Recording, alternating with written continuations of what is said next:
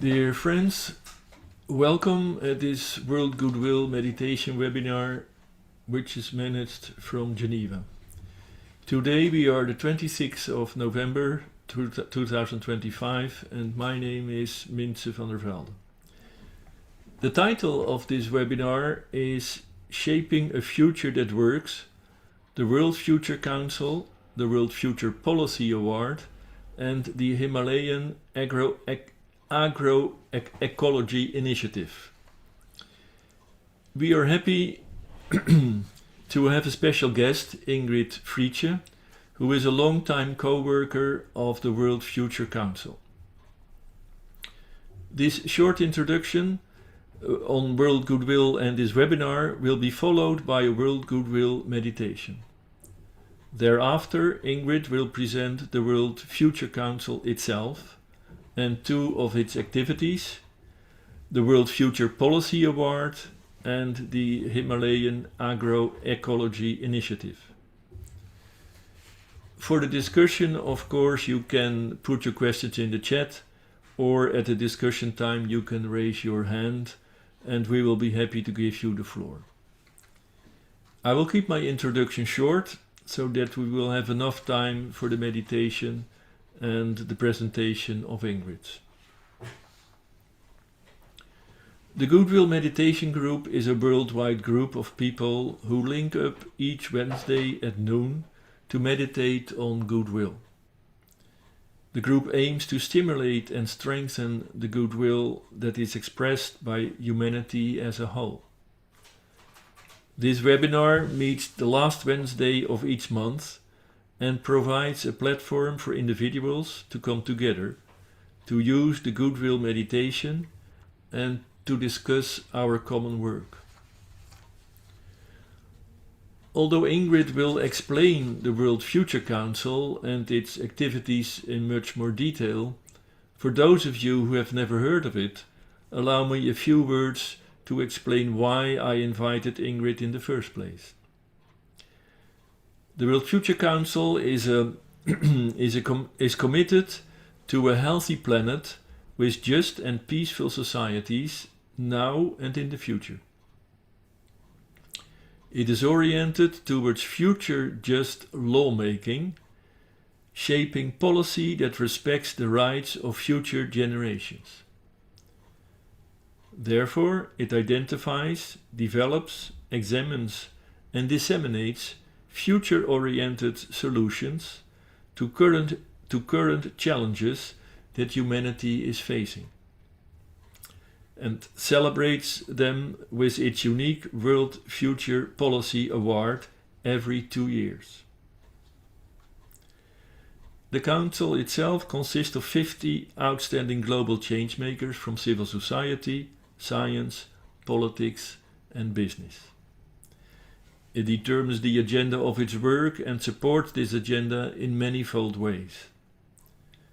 The Council members meet annually at the World Future Forum to discuss the most pressing challenges and solutions to them. At World Goodwill we take as a starting point that energy follows thought. So much of our work is about consciousness, awareness if you want. This is certainly a necessary ingredient for a future better world. What I like so much about the World Future Council is that they identify solutions that do work, policies, not seldom written in law, that do make a change. And by highlighting these policies, they can inspire and stimulate others, groups, communities, countries, to follow suit. Before I continue, let us quiet our minds and link with the group in sounding the mantra of the new group of world servers. If I can have the slide for that.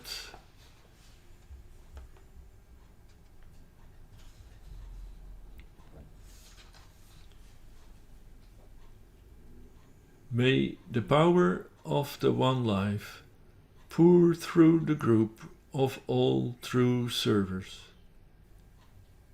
May the love of the One Soul characterize the lives of all who seek to aid the great ones.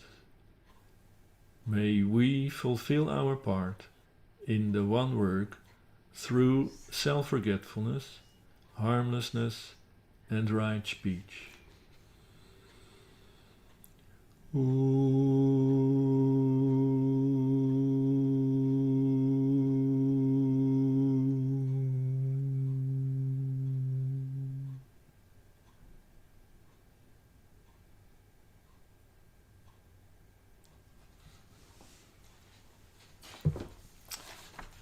Thank you.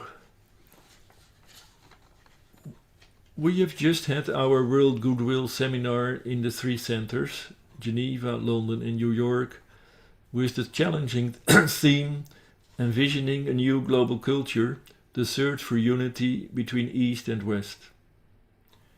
Although this webinar is not about the dichotomy between East and West, for sure the World Future Council is also aiming at a new global culture. At the Geneva seminar, I quoted the director of the Graduate Institute here in Geneva. By the way, it was at this Graduate Institute that I first met with Ingrid in 2024 for an event of the World Future Policy Award that took place there. I take the opportunity to quote Marie-Laure Salle here again, a bit more fully. While talking about a new agenda for sustainability, she said, "Sustainability is here to stay as a major issue for humanity. In principle, we should understand sustainability as a progressive notion as we strive as a species for human and social progress. But today, a focus on sustainability should in fact start with the more modest but essential objective of ensuring at least the same quality of life for the next generations. A useful way to think about sustainability is in terms of reconnection, and more precisely, multidimensional reconnection. Our new agenda for sustainability should foster, in combination, a reconnection with nature, a reconnection with each other, and a reconnection with our human self. This is the only way we can hope to avoid the writing on the wall and catastrophic prospects for next generations." End of the quote. Based on the developments of the last few decades, if not years, this reflects the view that the future of coming generations is not automatically better than it is for our generation. But it also gives us the tools to work towards a better and sustainable future. A reconnection with nature, a reconnection with each other, and a reconnection with our human self. It is good to see that also in the academic world, much of what people of Goodwill stand for is finding expression. Of course, reconnection with nature implies the preservation of our biosphere. Call it the subhuman kingdoms, animal, plant and mineral, and the respect and regeneration of humus, the earth, the planet to which we, humans, belong and on which our well-being and survival, as well as that of other species, entirely depend. Our reconnection with each other is at least as important. In the Goodwill meditation that will follow, we connect with our family, our community, our nation, the world of nations, and eventually with humanity as a whole. In other words, this implies the reinvention of a social contract, which, by necessity, also has a global dimension. The challenges that we are facing today have a global scale and reach, and hence a call for collaboration, cooperation and justice instead of competition, conflict, inequalities and polarization. This is what we would call right human relations. Finally, a reconnection with our human self implies a reconnection with our soul, individually, but also as a nation, where each nation is to be seen as a cell in a greater whole. When we are disconnected from our soul, as either an individual or a nation, we perceive each other as an isolated unit. It is important to be free from prejudice and to see all men and women as members of a great family, inhabiting one planet Earth. With these introductory thoughts on the World Future Council, let us now start our meditation together.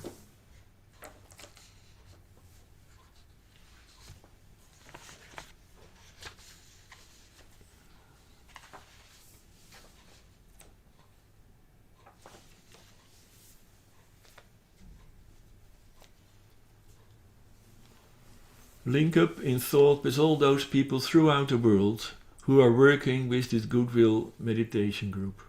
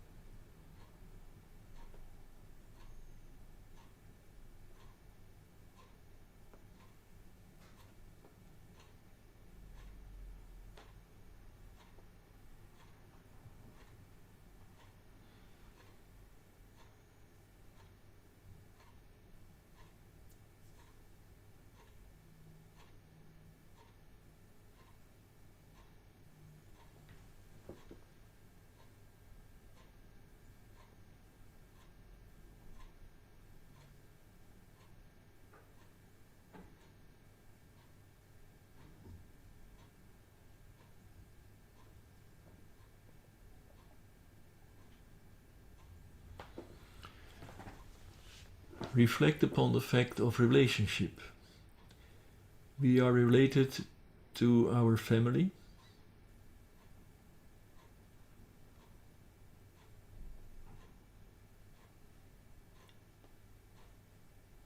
to our community,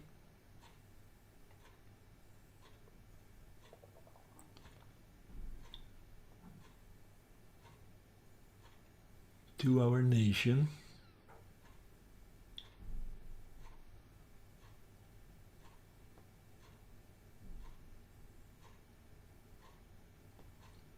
to the world of nations,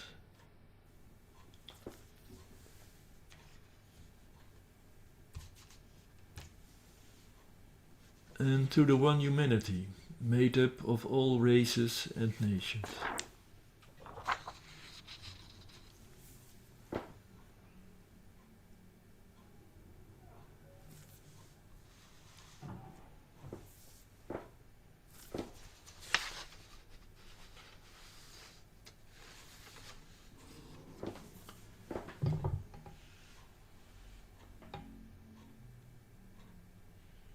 Then we say the mantra of unification. The souls of all are one, and I am one with them. I seek to love, not hate. I seek to serve and not exact due service. I seek to heal, not hurt. Let pain bring due reward and light and love. Let the soul control the outer form, and life and all events, and bring to light the love that underlies the happenings of the time. Let vision come and insight. Let the future stand revealed.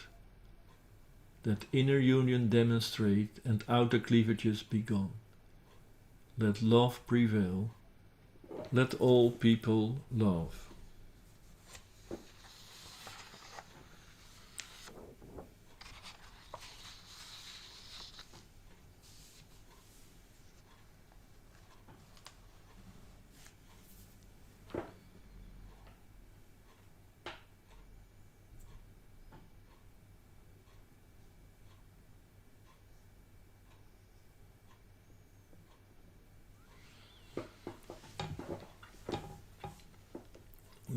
in the next stage, we reflect on our own and humanity's relationship with all beings who dwell in the higher realms of mind and heart, the spiritual hierarchy of saints, rishis, bodhisattvas, and masters honored by all the world's religions and spiritual groups.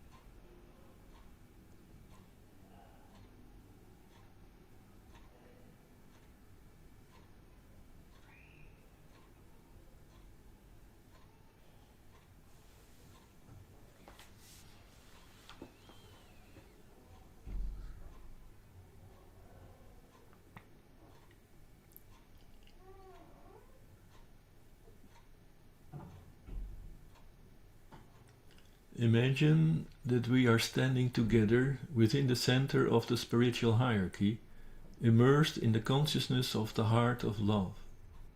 For some, this heart of love is known as the Christ. Other faiths have other names for the one at the center, such as Maitreya, the Imam Mahdi, and the Kalki Avatar.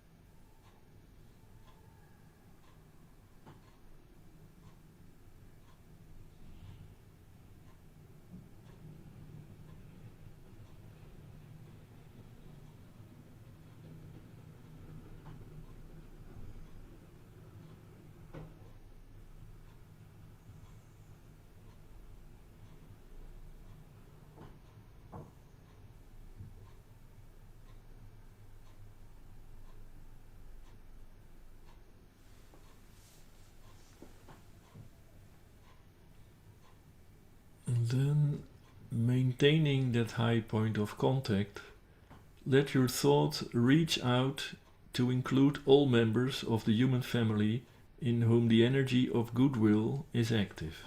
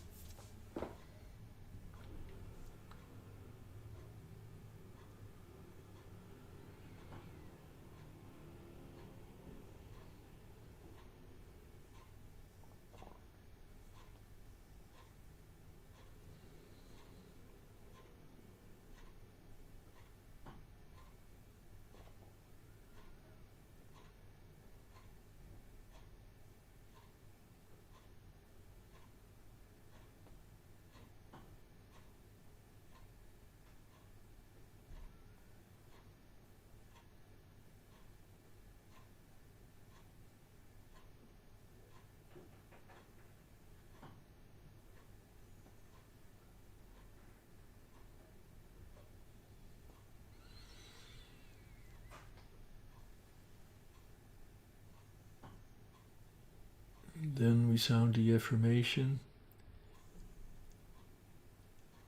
In the center of all love I stand. From that center I, the soul, will outward move. From that center I, the one who serves, will work.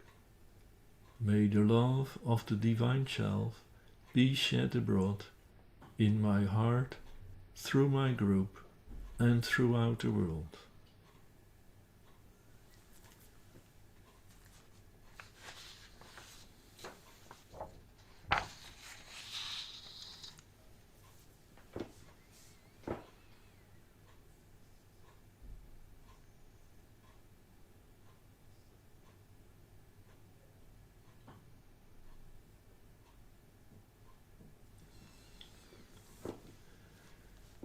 Then in stage 3, we visualize the energy of love flowing from the hierarchy through the men and women of Goodwill and into the hearts and minds of all people, infusing them with goodwill and creating loving and harmonious human relationships.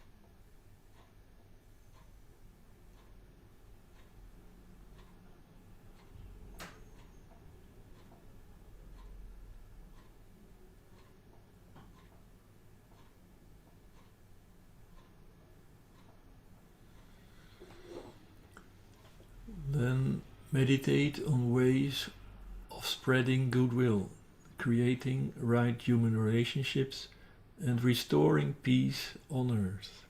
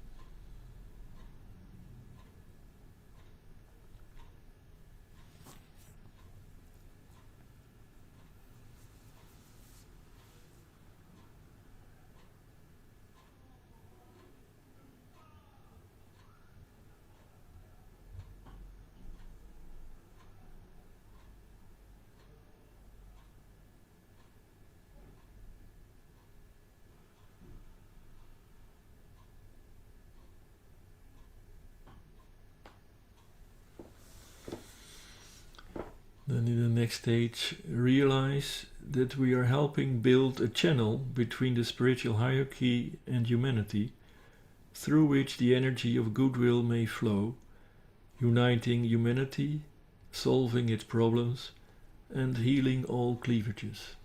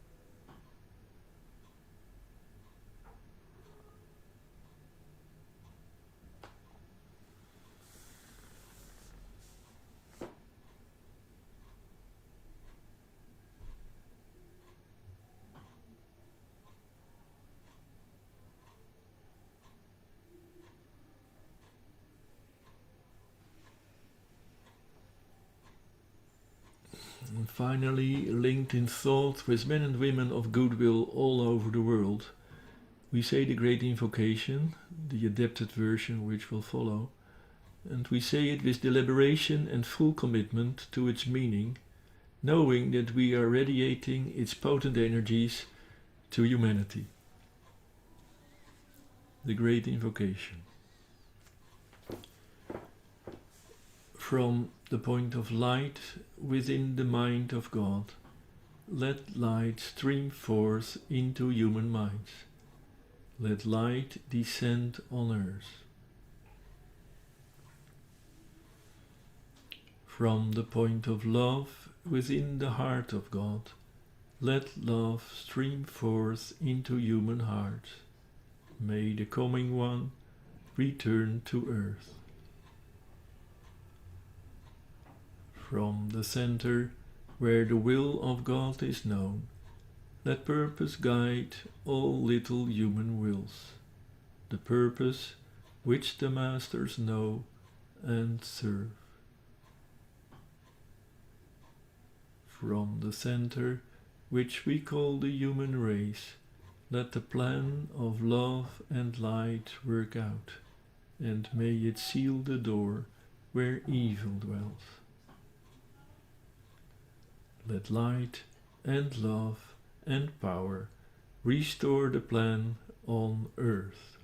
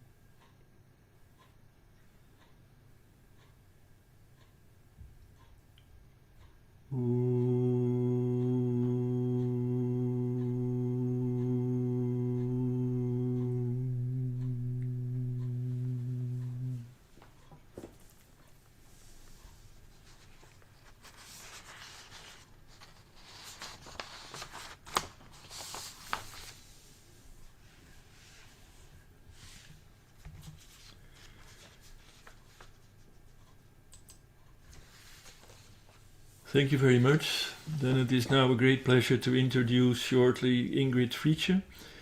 She is a senior project manager at the World Future Council and works on enabling policy environments that scale up agroecology and sustainable food systems. Ingrid worked in the non-profit sector for more than 15 years and joined the World Future Council in 2010. She has a wide range of skills and a broad network of sustainability experts, combined with deep insights on the available policy solutions. Ingrid is currently World Future Council's committed coordinator on the Himalayan Agroecology initiative. Ingrid, it will be a pleasure to hear from you. You have the floor.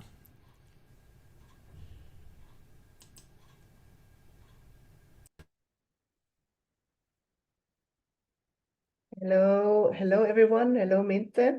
Am I audible? Yes, we hear you well and loud. Great, wonderful. Thank you so much for inviting me to this very critical get-together. And I'm so delighted to share a little bit more about the World Future Council and our work. So 2 seconds that I get I prepared something, a small PowerPoint, and it should come now. Should be visible. Yeah, great. So thank you once again so much for your invitation and for wanting to hear more about the World Future Council. The World Future Council would not exist without Jacob von Uexküll. You see him here on the slide. Some of you might know him as the founder of the Alternative Nobel Prize. One of his preferred quotes was, "We don't need to reinvent the wheel. Solutions for key challenges of our times are already out there."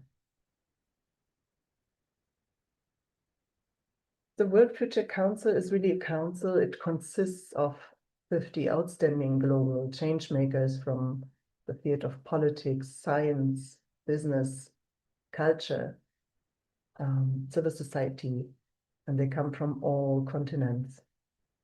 Our key mandate is to identify, examine, and disseminate future-oriented, future-just solutions to current challenges that humanity is facing, whilst we also work on developing some new solutions. Legally, we are a non-profit foundation based in Germany with headquarters in Hamburg, and our work is financed by donations. The World Future Council works to ensure a healthy planet with just and peaceful societies now and in the future. Our mission is the identification, the development, and the spread of future just policies. We champion the rights and needs for current and future generations.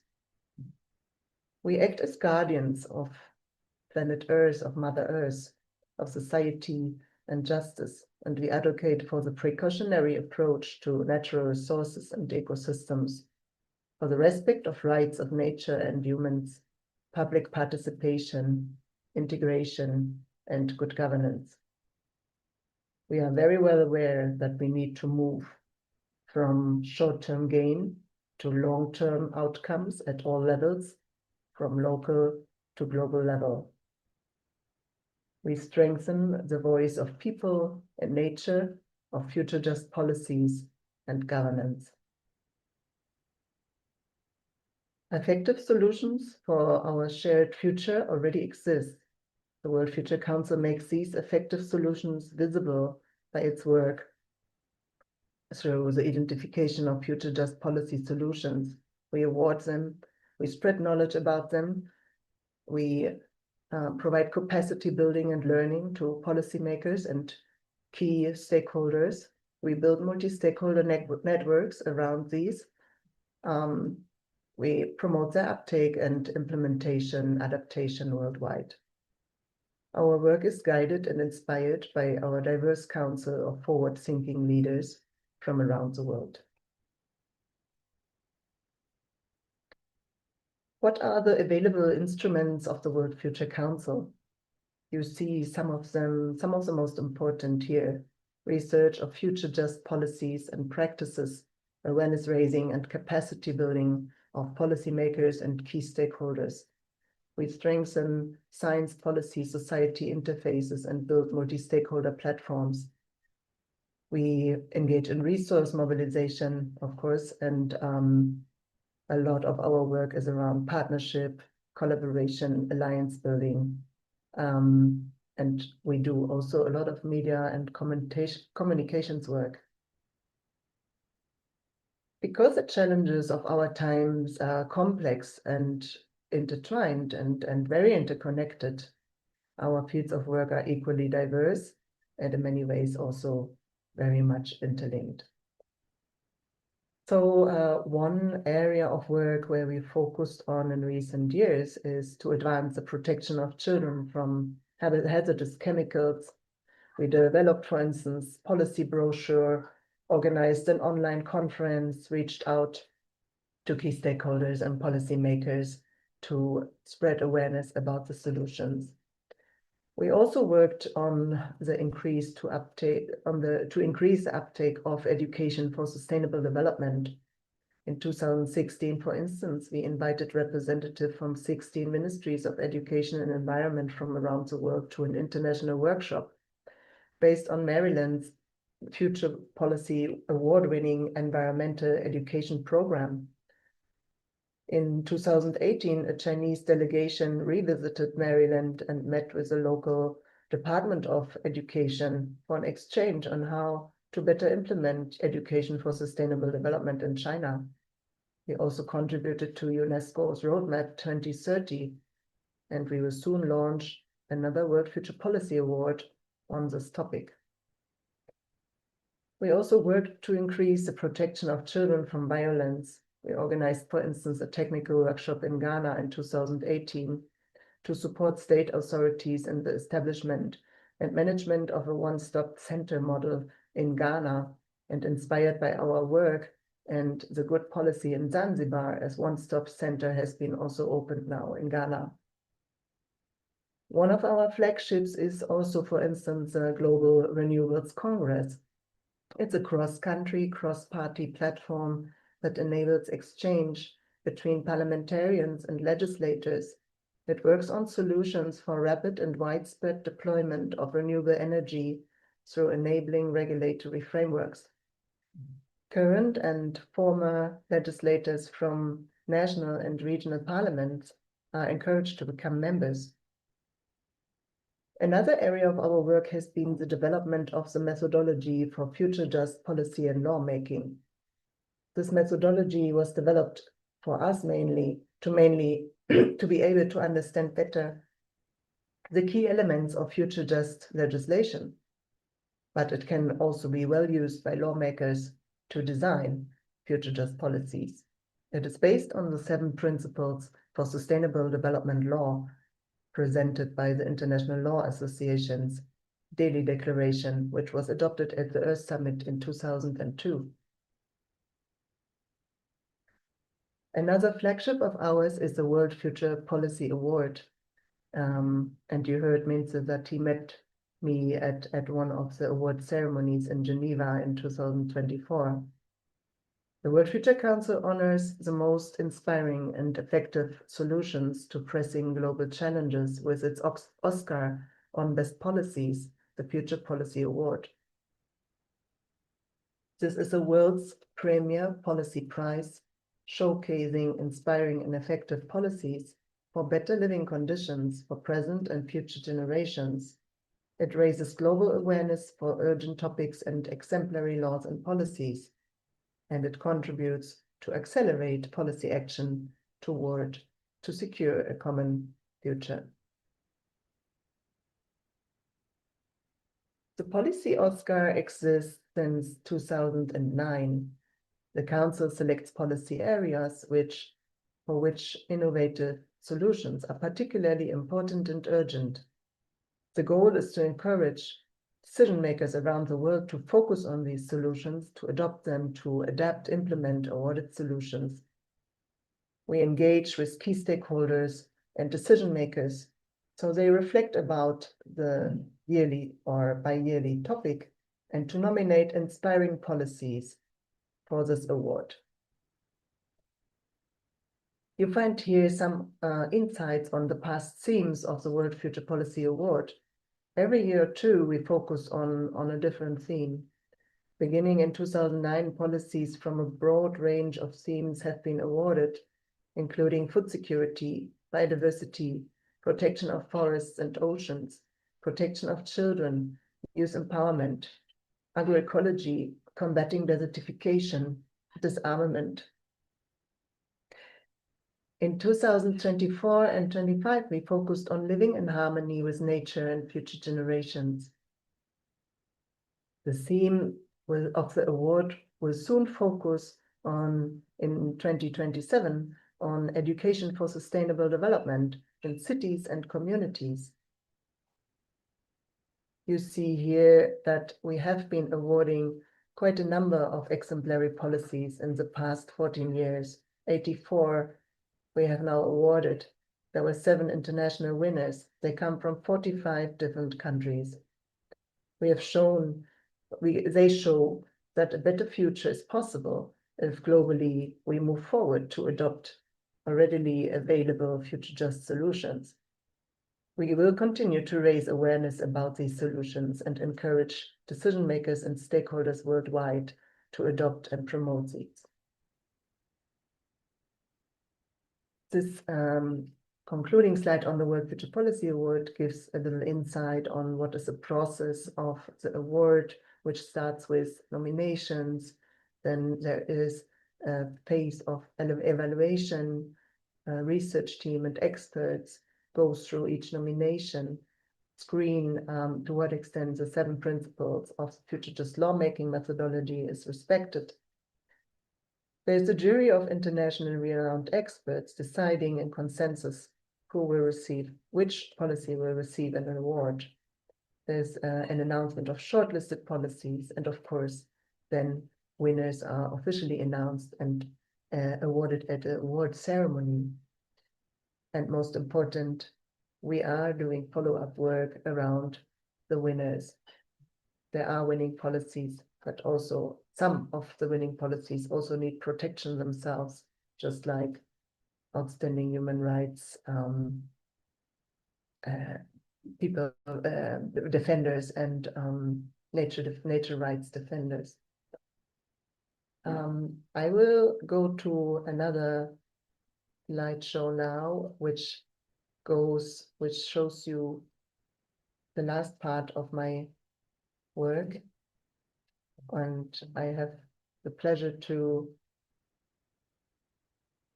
co-coordinate the Himalayan Agroecology Initiative. I hope you see my slide. So let me share, which is another flagship initiative of the World Future Council in consortium with IFORM Organics International, IFET, and German corporation. The Himalayan Agroecology Initiative works on the transformation of global food systems. This is one of the key steps that should be prioritized, so we return as soon as possible to the safe operating space within planetary boundaries. The Hindu-Kush Himalayan region is of strategic importance. India, Nepal, and Bhutan share ecosystems, water flows, food systems, climate vulnerabilities. The region is strategically significant for South Asian stability and cooperation, and also for global environmental governance efforts. If agroecology can be scaled here, then this could turn the focus region into a global reference case. The seeds of the Himalayan Agroecology Initiative have been sown a long time ago. Many people have been involved, including WC founding councillor Vandana Shiva, Renate Künast, a former minister for Consumer Protection, Food and Agriculture of Germany, who at an IFORM conference in Bhutan envisioned an organic Himalaya. I have had the pleasure to accompany some of the more recent steps, such as the World Future Policy Award on Scaling Up Agroecology in 2018, which highlighted the Indian state, Sikkim, the first 100% organic state in the world, at FAO headquarters. The Himalayan Agroecology Initiative should not be perceived as a project. It is rather a regional transformation process that supports India, Nepal, and Bhutan in shifting towards agroecological, resilient, and future-just food systems. We work with local partners who initiated multi-stakeholder processes with key stakeholders. They empower these stakeholders through capacity building and the collaborative development of roadmaps. They cultivate a stronger community of practice, increase the critical knowledge on the systemic interlinkages and feedback loops of food systems, advance understanding about relevant schemes and the needed governance, and how they could leverage what is existing, how they could redesign it, so they better support our ecological food systems. Together with the World Future Council and IFOAM Organics International, the global umbrella of the organic movement, renowned organizations are paving the way for this ambitious undertaking at the national level. In India, the Alliance of Biodiversity International, CIAT, and the UNDP India are our implementing partners. In Nepal, our frontrunner is Local Initiatives for Biodiversity Research and Development, LIBIRD, and in Bhutan we work with the Tyrayana Foundation. These are our local partners who are managing the operations on the ground. One of the most important steps is to upgrade our current approach.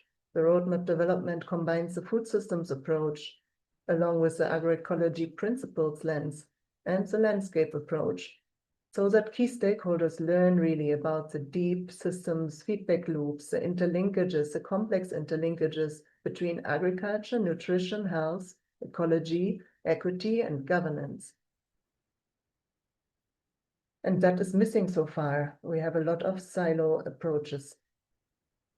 With such a holistic understanding, improved collaboration within ministries, across governance levels, and across stakeholders can be initiated and achieve the envisioned outcomes, supporting the move from productivity only focus to sustainability one. In the end, we envision to have agroecological food systems that are holistic, resilient, rooted in ecological and social principles, that prioritize sustainability, equity, and food sovereignty, that focus on relationships between people with nature and with food, and not merely counting yields or inputs. They are anchored in territorial approaches, integrating farming, processing, distribution, consumption, and ecological stewardship within a defined geographic area, governed through local institutions and with public participation, and which promote nutrition-sensitive and healthy diets. There are many, many, many barriers, structural ones, to agroecological food systems. Stepping up coordination and collaboration among key stakeholders is critical to overcome these. And the Himalayan Agroecology Initiative is for Bhutan, Nepal, and India a unique opportunity for the stakeholders in these countries, a unique opportunity to do so. This is a snapshot of the structure of what we envision for each agroecology roadmap, which has been evolving. The roadmaps don't just explain what needs to be done, but combine these with vision and scientific evidence around current food system outcomes, pillar-wise explanation of shortcomings, key arguments for the way forward, priorities for stakeholders' action, and financing. And particularly here, a lot could be done through convergence of already budgeted schemes. We don't need to look much abroad or for new donors. Among the key achievements in the 3 countries in India here are 4 state consultations, several technical sessions of the committees writing the roadmap and advising on the roadmap, extensive policy assessments, as well as the first draft of the implementation matrix of the agroecology roadmap in the Indian Himalayan region. Many points of this roadmap can be applied to the national level in India. LIBIRD is our local partner in Nepal and one of the front runners of this initiative. They have garnered already the interest of high-level government officials and have leveraged already existing policies to integrate agroecology and increase available budget. Nepal's draft agroecology roadmap will soon be launched at a multi-stakeholder sharing event to influence manifestos of political parties running for elections next spring. Similar work, like in Nepal and India, has been undertaken in terms of policy analysis and stakeholder consultations. Bhutan's draft agroecology roadmap is currently in the final review phase. I mentioned already that this region is of strategic importance globally. If we are successful, this initiative could become a global example for holistic food systems transformation with respect of planetary boundaries. Unfortunately, right now, many countries build food system pathways that are built on business as usual. So we hope to impact on this. This work directly contributes to climate resilience, to biodiversity protection, livelihood security in a region acutely vulnerable to climate impacts. But of course, nothing comes without challenges. There's this high complex work, and there's need for much more capacity building, for much more collaboration, for much more coordination, and to step up on our common strategy. So what next? From our side, we will work in Nepal with our partner Liebert. They are currently circulating with key stakeholders the final roadmap draft in Nepali, and they are planning to organize a multi-stakeholder sharing event to influence election manifestos. We hope thereafter, after the elections, to have the roadmap approval by cabinet. In Bhutan, we are currently finalizing the review of the roadmap. Thereafter, our partner Tarayana Foundation will be sharing with the Ministry of Agriculture and Livestock.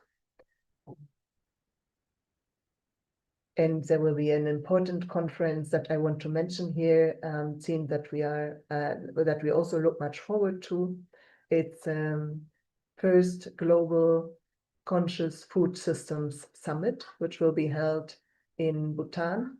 I can share later the exact dates, but that is certainly also a big milestone globally. In India, we are currently with our partners preparing state-specific baseline documents and roadmaps. We have an Indian Himalayan region-wide roadmap, which is now becoming state-specific.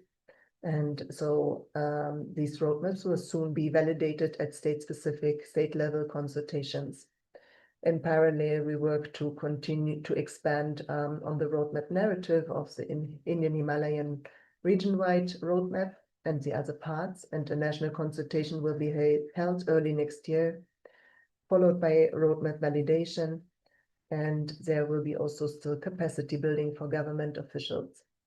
Region-wide, we plan to organize a roadmap conference in 26 in Delhi, in India. Besides the roadmaps, we also work on a Himalayan agroecology regional synthesis, and globally, we work to connect with all relevant stakeholders such as you and to share about this important work and in order to collaborate more strongly. From 2027, we wish to launch phase 2 of the initiative to accompany roadmap implementation in focus countries. We are also exploring if this critical work can be kicked off in other countries in the region and beyond. Regionally, we plan to establish a strong Himalayan agroecology regional collaboration platform, a policy coordination group, regional knowledge and training hub, a common monitoring framework with aligned metrics, a joint financing dialogue, as well as possibly an Himalayan agroecology transition fund. And globally, we will continue to work with all those who want to join this work. With this, I would like to conclude my sharing. Deep gratitude to everyone who listened to me and took time. Happy to take your comments, suggestions, or questions. Thank you.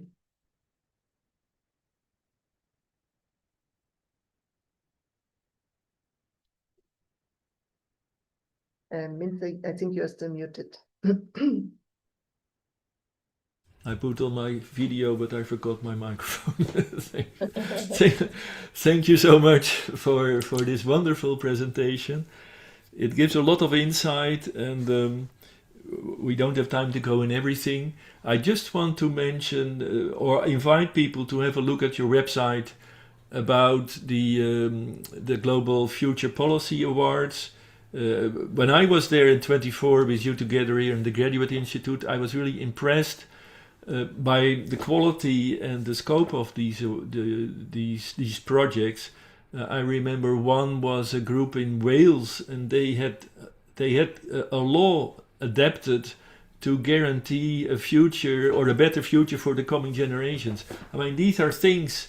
This is in law, and you cannot turn that so easily back. So I find that really great. But I see there are other questions. Just one small thing on my side, and then I will shut up. I saw on one of your slides, we have to go from a ego mindset to an eco mindset, and I think that summarizes the whole. Well, the block road, or the how you call it, the barriers which we find on our road. That's exactly why we try to stimulate goodwill. No need to comment on that. I will shut up and I will give the floor to David. David Trice. If you can unmute, please, David.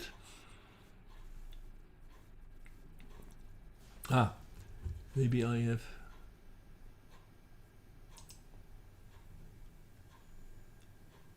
Hello, Yes. We hear you. Yes, good. I have a comment and a question for you.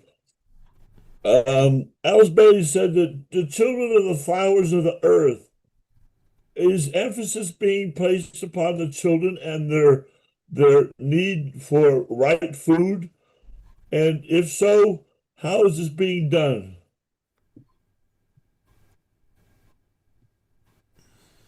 You want me to, do you collect questions or should I go straight away? You can go ahead. We take the other one thereafter. Okay, yes.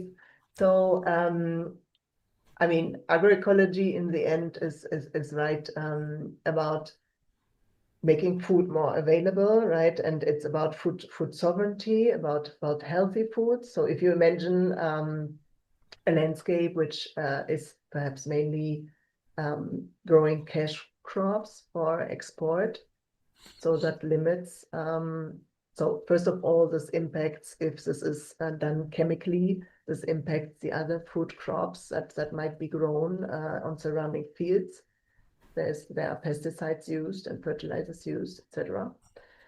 Then in that way, it's sort of, threatening other food crops and the food, and it makes food less healthy and less nutritious for children and women and men who are eating from that.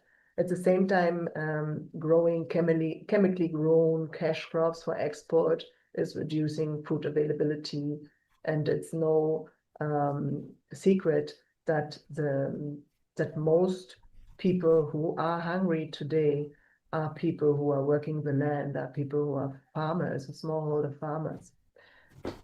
So that's a sort of paradox, right? And but yes, of course, this is also impacting their families and their children.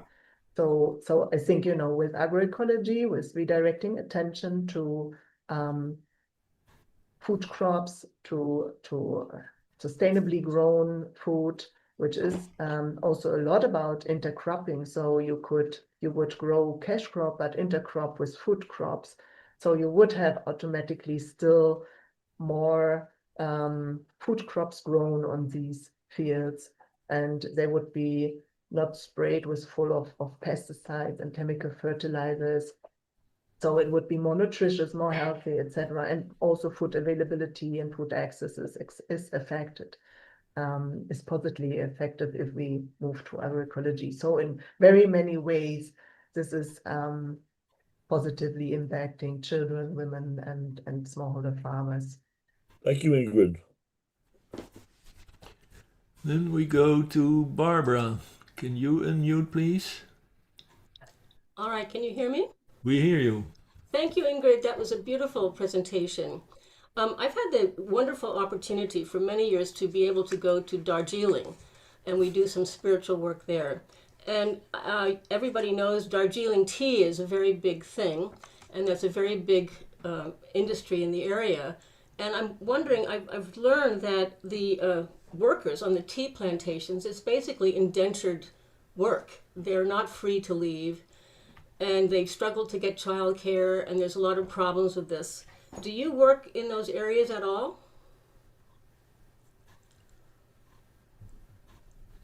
We don't work in Darjeeling, but we have 4 focus states in Indian Himalayan region. But yes, this is what I think I just talked about, right? If you are not having, I guess it's a sort of tea plantation, chemically grown, not much attention to social justice issues, no attention to sustainability issues. So that can be, I mean, that would be exactly what we would like to change, or at least we would like to change the supporting environment for that, and to make regulations more stricter on bringing, on changing these situations. So agroecology is a lot about bringing sustainability, equity into such situations. But there are many different policies and schemes that are making a whole system of why these situations can exist and why these are incentivized through very many, there are very many different ways how this is sort of bringing out these situations. So it's very complex. I mean, that system probably grew over time out of colonial times, etc. Right? So that's a lot of work to change. But yeah, we hope with roadmaps that we are putting together, that consciousness is the first step, you say, right? So these roadmaps, stakeholders realize more and more the situation, right? That of these, and they can better picture also these situations that you mentioned, and they can better imagine how they can change that. So that's we're working a lot on that, I think. Thank A you. different is then to make this happen, and that we would also like to do, but yeah, that's a more complex thing. India is a very big country, and I can imagine that there are very many, lot of projects and aspects to take in account. We take a last question, if you don't mind, by Catherine. Catherine, can you unmute, please? Yes, thank you. Oh, it's just been wonderful to hear you, Ingrid, and to know about this that I knew nothing about before. And I would like to maybe build a little bit on the idea that we build in thought, we build in consciousness. And a perfect way for all of us on this call is to do that through the great invocation. I've thought about the great invocation. Well, it is an invitation too, isn't it? The great invocation a lot over these past months. And today I recognized that it is an invocation of our shared future. So thank you. Thank you very much. I hope we all participate in this project this way. Okay, thank you, Catherine. Just before we conclude, I just want to help you, Ingrid, because I suppose you work together with the UNDP and the Global Conscious Food System of Thomas Legrand. And the Global Conscious Food System Summit will be in Bhutan from 31 August to the 4th of September. I think it is incredible that Bhutan is taking more or less the lead in this kind of things. It's just incredible. I will give you the last word to conclude your contribution. Please go ahead. Yes, thank you so much. Yes, I think the most important is really what you, I mean, yes, have a look at Bhutan, a Global Food System Summit, Conscious Food System Summit, which is upcoming. I also think that's an incredible opportunity, an incredible place where to hold this. And I mean, it seems that the whole country is sort of welcoming the people and the goodwill to the summit. From my side, I think, you know, it's what you mentioned. It's really this importance of reconnecting between us, reconnecting with each other, reconnecting with nature, this ecosystem mindset, the eco mindset. That's something very important. And I think it's so great that you are cultivating this with this webinar, and I encourage everyone here to continue on this road, and yes, to come also from that consciousness into action. I think that will be very important. Okay, thank you much. Thank you very much. I couldn't conclude any better than you did. So thank all of you. Thank you very much, Ingrid, for your participation. And thank all of the participants also of being there for your time and your thoughts. There was one question, Ingrid, but I saw it in the chat. Would you like to share your PowerPoints or not? Just, it's up to you. I can do that. If you can just put them in the chat, for some people who like them, they can then download them. Just before we conclude. And then I would like to conclude and ask Gabriel to put on the last slide with the announcements of the other presentations which we will have.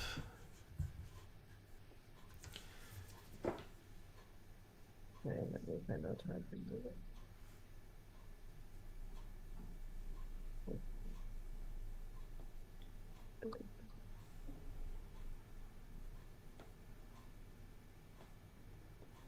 You can get them into the chat.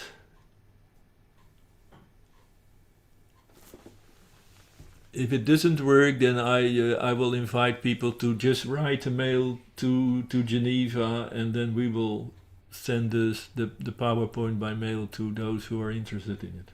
I think that is easier. Yes, it's easier. I don't get them into the chat. No, don't worry. So for everybody, for those of us who are interested to have the PowerPoints of this presentation, please drop a mail to geneva@lucistrust.org, and we will take care of the rest. Thanks once again so much, and please take care.